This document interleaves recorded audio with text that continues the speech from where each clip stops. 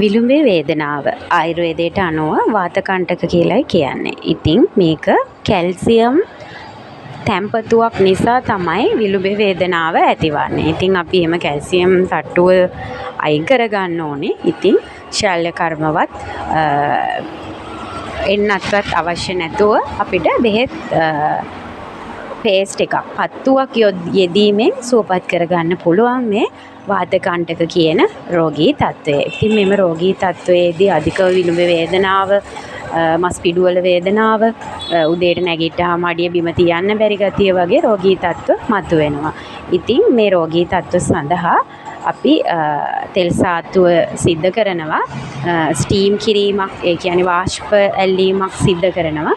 අනතුරුව බෙහෙත් පේස්ට් එකක් පත්තුවක් යොදනවා. ඒ දීම මගින් ඔබට මෙම රෝගී තත්ත්වය සුවපත් කර ගැනීමේ හැකියාව තියෙනවා. මෙතුමිය අනුරාධපුර ප්‍රදේශයේ ඉඳලා අපේ වෙදමැදුරට පැමිණි කෙනෙක්. ඉතින් මෙතුමියට දීර්ඝකාලීන ප්‍රතිකාර ලබා ගැනීමේ අවස්ථාව නැහැ. මෙතුමියට දැන් වසරක පමණ කාලයක ඉඳන් තමයි මෙම රෝගී තත්ත්වය ඇති වෙලා තියෙන්නේ. ඉතින් මම උපරිම උත්සාහ කරන්නේ මෙතුමියට වාර 4-5කින් වගේ මෙම රෝගී තත්ත්වය සුවපත් කර දෙන්න. විලුඹ කොටසට බෙහෙත් එක මේ විදිහට එලාගෙන වෙලුමක් යොදා ගන්නවා. පැය 5ක පමණ කාලයක් තමයි බෙහෙත් එක ආලේප කරගෙන සිටිය යුත්තේ. නමුත් ඔබ හවස් කාලේ, රාත්‍රී කාලයේදී බෙහෙත් එක ආලේප කරගෙන යනවා නම් ඔබට එළි වෙනකම් බෙහෙත් එක පසුදින උදෑසන වෙනතෙක් බෙහෙත් එක තියාගෙන අයින් කරන්න පුළුවන්.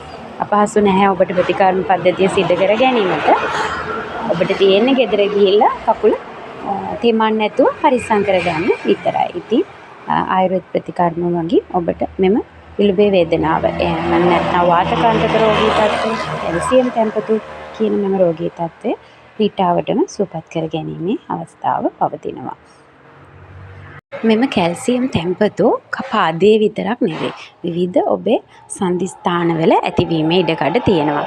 අතේ මැණික්කටුව සංදිය, වැලිමිටි සංදිය, බෙල්ල පිටුපස ප්‍රදේශයේ වගේ බොහොමයක් ඔබගේ නිතර වෙහෙසට පත්වන සහ ඔබේ බරය දෙන සංදිස්ථාන ආශ්‍රිතව මෙම කැල්සියම් තැම්පතු ඇතිවීමේ ඉඩකඩ පවතිනවා.